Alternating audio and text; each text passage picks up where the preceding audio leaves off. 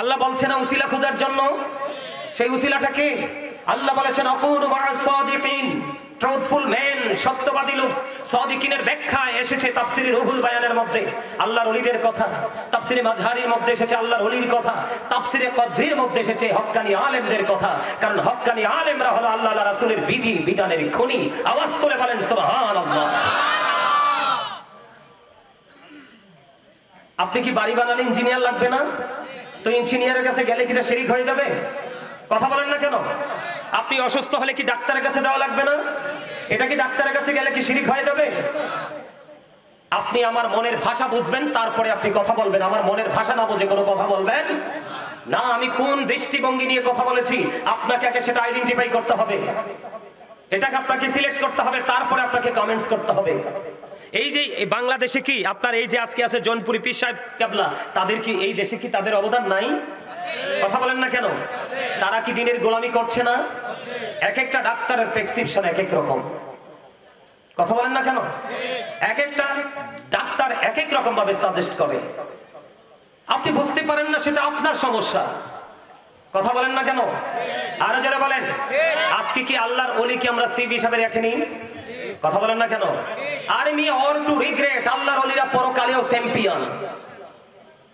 তারা কি behold verily the friends of Allah have nothing to fear or to regret, ala inna awliya Allahi la khawfun alayhim wa la hum yahzanun। আহলে সুন্নাত ওয়াল জামাতের প্রত্যেকটা মানুষের, নারী পুরুষের এই আয়াত মুখস্থ। কথা বলেন না কেন? আরো যারা বলেন না কেন? তাদের সাথে যুক্ত হতে বলেছে আল্লাহ। সুস্থ মস্তিষ্কের মানুষ কখনো কোনো মানুষের কাছে আল্লাহ মনে করে চায় না। আমরা যখন মসজিদে যাই জুমার দিনে কি সাধারণ আপনারা মানুষরা যার যার তৌফিক অনুযায়ী তাবারক নিয়ে যান না? আপনি কি হুজুরকে খোদা মনে করে যান? নাকি বলেন যে হুজুর আপনারা তো সবসময় আল্লাহর গোলামি করেন, জবানটা পাক, আপনারা দোয়া করলে হয়তো আল্লাহ তাড়াতাড়ি কবুল করবে, একটু দোয়াটা করে দেন, এটা না নিয়তরা? কথা বলেন না কেন?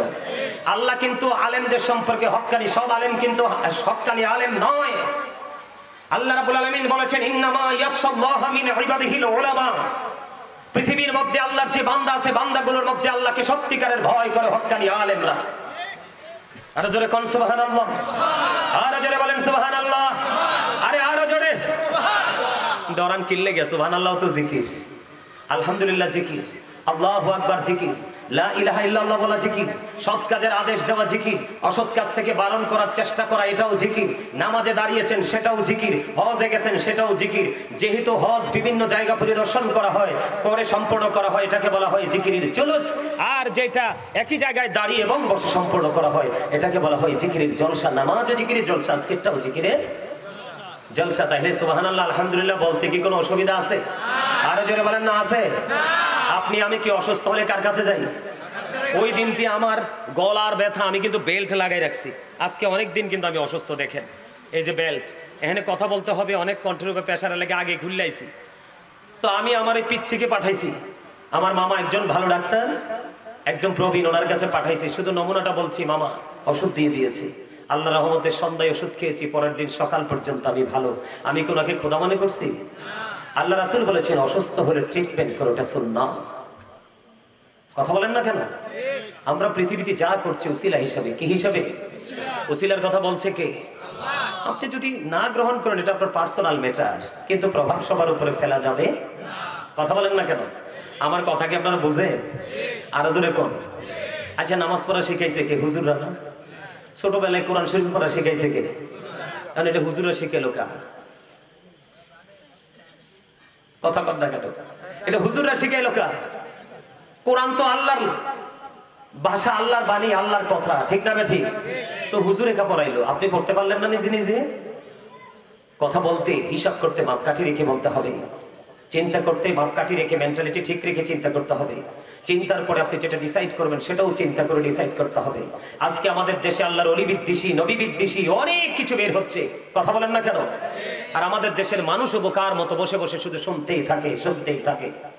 একটু বিবেক খাটিয়ে কথা শুনবেন, কারণ আল্লাহ রাসূল বলেছেন কিয়ামতের পূর্বক্ষণে পৃথিবীতে কিয়ামতের আলামত হবে আলেমরা। কারা? সাধারণ মানুষের কোনো দোষ নেই, সাধারণ মানুষ আলেমদেরকে ভালোবাসে, এটা বাংলাদেশের একটা নিয়ম। রীতি, একটা সংস্কৃতি, ঠিক না? আপনার এরিয়াতে দেখবেন আপনারা সবাই ভালোবাসবে। আমার এরিয়াতে আমি যেই মাহফিল থেকে আসছি, বিশ্বাস করেন আমার জীবনে আপনাদের এটার চাইতে আর বড় আপনার প্যান্ডেল, মুরব্বীদের আচরণ দেখে আমি পুরো মুগ্ধ হয়ে গেছি। মানে এত প্রেম তাদের সিনায়। সম্মানিত উপস্থিতি, ধর্মীয় যত শিক্ষা আমরা কার থেকে নিছি? আলেমদের থেকে। এটা কি আল্লাহ মনে করে গেছি? কথা আল্লাহ। আমরা সিস্টেমে আসছে, সিস্টেমে পৃথিবীতে আলেমরা কিতাব বোঝে। কারণ পৃথিবীর ধন আল্লাহ যাকে ইচ্ছা তাকে দেন, কারণ এই ধন সবাই পছন্দ করে। কিন্তু কোরআন হাদিসের গান আল্লাহ যাকে ইচ্ছা তাকে দেয় না, যাকে বেশি ভালোবাসেন তাকেই দেন সেই গান। আর সেই গানের আলোতে সে সমাজকে অন্ধকার থেকে আলোর দিকে নিয়ে আসে, ঠিক কিনা বলেন?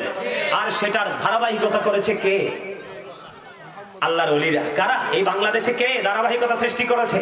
আমি আপনাদেরকে ছোট্ট একটা এক্সাম্পল দেই। খাজা গরিবে নামাজের কি অবদান নাই? হিন্দুস্তানি কি মুসলমান বানাই নাই? আমি আপনাদেরকে আল্লাহর ওলিদের পাওয়ার সম্পর্কে ছোট্ট একটা বলে, আল্লাহর ওলিদের কারামত হাসানা মিসা আপনারা বিশ্বাস করেননি? সবাই কথা কন না কেন? সবাই বিশ্বাস করেন না?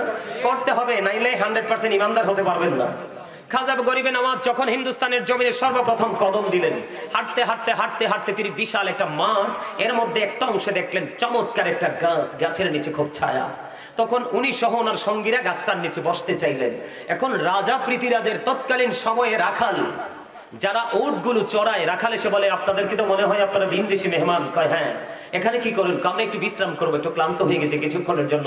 কয় না না, এখানে বিশ্রাম করা যাবে না। তার কারণ হলো এটা পৃথিরাজের ওটের বিশ্রামের জায়গা। কাকে বলে? যিনি সিস্তিয়া তরিকার ইমাম খাজা গরিবে নওয়াজ, ওনাকে বলতেছেন। উনি অনেক রিকোয়েস্ট করলেন যে বাবারে, এটা তো বিশাল বাগান, আমি তো এখানে কিছুক্ষণের সময় একটা অংশে একটা কোণে আমি একটু বিশ্রাম করব, আমাদেরকে একটু বিশ্রাম করতে দাও। কয় না, এখানে বিশ্রাম করা যাবে না, এটা পৃথিরাজের ওটের বিশ্রামের জায়গা।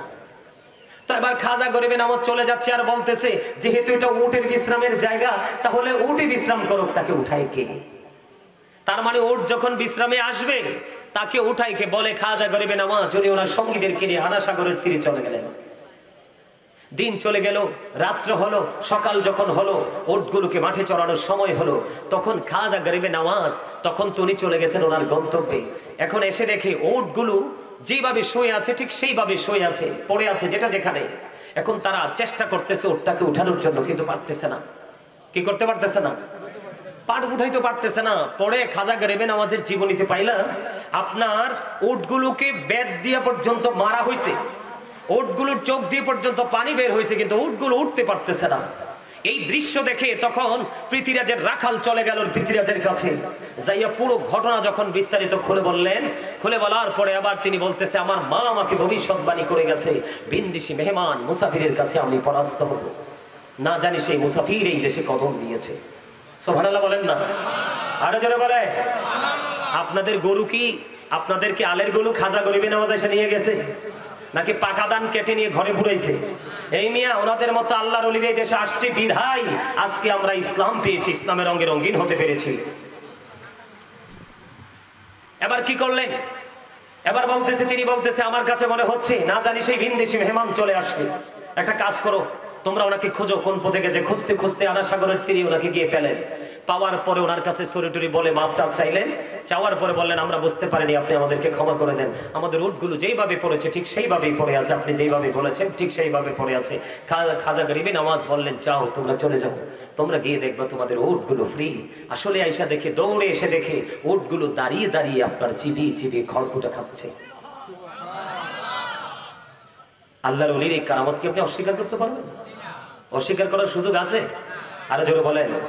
শাহজালাল মুজাহিদ ইয়ামানির অতীত জীবনী খুঁজে দেখেন, ওনার জীবনে কত কারামত আছে। আপনি সেই জগতে ঢুকতে পারেননি, জানেন না, কিন্তু কমেন্টস করার আগে বুঝে শুনে করতে হবে। ওনাদের মতো মর্যাদায় আমরা যেতে পারবো না। সম্মানিত উপস্থিতি, তারা কিভাবে ওই পর্যন্ত গেলেন? জিকির করতে করতে, রাসূলের সাথে প্রেম করতে করতে। এখন তো আমাদের দেশে রাসূল প্রেমী নাই, আছে? ম্যাক্সিমাম ইমাম সাহেবরা দেখবেন এশার নামাজের আগে 4 রাকাত সুন্নাত পড়ে না। আপনারা দেখেন না, আমরা দেখি। ম্যাক্সিমাম ইমাম সাহেব দেখবেন আসরের আগে 4 রাকাত সুন্নাত পড়ে না। জুম্মার দিনে দেখবেন সোজা এসে মিম্বরে চলে যায়, মেহরাবে চলে যায়। সুন্নতের লগে দেখা নাই, আবার পরেও অনেক সুন্নাত নফল ছেড়ে দেয়। এটা কখনোই রাসূলের আদর্শ হতে পারে না, এটা কখনোই রাসূল প্রেম হতে পারে না। আল্লাহ রাসূল যদি নামাজে দাঁড়িয়ে নামাজ পড়তে পড়তে পা মোবারক ফুলে লহ মোবারক বের হতে পারে, মিয়া আপনার আমার পা থেকে মাথা পর্যন্ত অপরাধের কোনো কমতি নেই, আপনার আমার আরো বেশি দাঁড়িয়ে থাকার কথা। আমরা দাঁড়াইতে পারি না, তার কারণ আমাদের মধ্যে অনেক বেশি অহংকার। আল্লাহ কয় আল্লাহর জিকির করতে, আপনি আমি জিকির করতেছি দুনিয়ার এবং বড় লোকদের। কার কথা বলেন না কেন? এরকম না বিষয়টা? দুনিয়ার এবং বড় লোকের। আল্লাহ কোরআন শরীফে সূরা আল ইমরানের 185 নম্বর আয়াতের শেষ অংশে বলে দিয়েছেন এই জিকিরটা ধোঁকা, এই স্মরণটা ধোঁকা। আল্লাহ বলেছেন ওয়াল হায়াতুদ দুনিয়া ইল্লা মাতাউল গুরুর। কোরআন শরীফের 19 পারায় সূরা শুআরার 88 নম্বর আয়াত খুলে দেখেন, আল্লাহ বলেছেন ইয়াউমা লা ইয়ানফাউ মালু ওয়ালা বানুন। আপনি যে ধোঁকার মধ্যে পড়ে, প্রতারণার মধ্যে পড়ে যে আপনি যে জমা করতেছেন, কার জন্য? সন্তানের জন্য, বিবির জন্য, তাই না? আল্লাহ বলতেছে এগুলো তোমার কোনো কাজে আসবে না। কোনটা আসবে? এখানে যেটা করতেছেন, মসজিদে যেটা করতেছেন, একটু আগে যেটা বললাম, ভালো কাজের জন্য ডাকবেন, মন্দ কাজ থেকে মানুষকে দূরে রাখার চেষ্টা করবেন, আপনি নামাজ পড়বেন, তৌফিক অনুযায়ী হজ করবেন। সবচেয়ে মজার জায়গা হলো আমরা কিন্তু এখন রাসূলের প্রেমে দরুদও আমরা পড়তে চাই না। এখন তো বেদাত ফতুয়া দেয়, কথা কর না কেন? বেদাত বলার মানুষ আছে না? যেই নবীরে ভালোবাসা ঈমান, যেই নবীরে ভালোবাসা ফরজ, সেই নবীর প্রেমে আমরা দুরূদ সালাম দিতে পারি কি পারি না? নবীজির কদমে, কথা কর না কেন? বন্ধুরে আমার, জুমার দিনে কেউ যদি প্রাণের নবীকে ভালোবেসে মাত্র 80 বার যদি দুরূদ পড়তে পারো গো, তাহলে 80 বছরের সগীরা গুনাহ আমার আল্লাহ মাফ করে দেয়। হাদিস খানা এসেছে বন্ধু দাইলামি শরীফের মধ্যে। হাদিসের রাবী হলেন হযরত আনাস রাদিয়াল্লাহু তাআলা আনহু। আপনার আমার প্রাণের নবী, দু জাহানের বাদশা নবী সরকারে মদিনা, তিনি জানিয়ে দিয়েছেন কেউ যদি প্রাণের নবীকে ভালোবেসে প্রতিদিন মাত্র 1000 বার যদি দরুদ পড়তে পারো, তাহলে জান্নাত না দেখা পর্যন্ত মরণ হবে না। আজকে সেই দূরত্ব নাই, কারণ কিছু কথিত কিছু মৌলবী আছে না, নবী বিদ্বেষী, কথা কয় না। আল্লাহ রাসূল একদম সরাসরি আলী রাদিয়াল্লাহু তাআলা আনহু থেকে হাদিস বর্ণিত, নবী বলেছেন ঈমানদাররা আমি নবীকে ভালোবাসবে, মুনাফিকরা নবীকে ভালো। আরে ভাই, গাজীপুর কোথায়? ঢাকা গাজীপুর। রাসূলের প্রিয় খাবার খেজুর। আপনারা অনলাইনে দেখছেন কিনা জানি না, এক লোক ভাত খায় না, শুধু খেজুর খেয়ে তার জীবন চালাচ্ছে, দীর্ঘদিন পার করে দিচ্ছে। আপনি কি তার খেজুর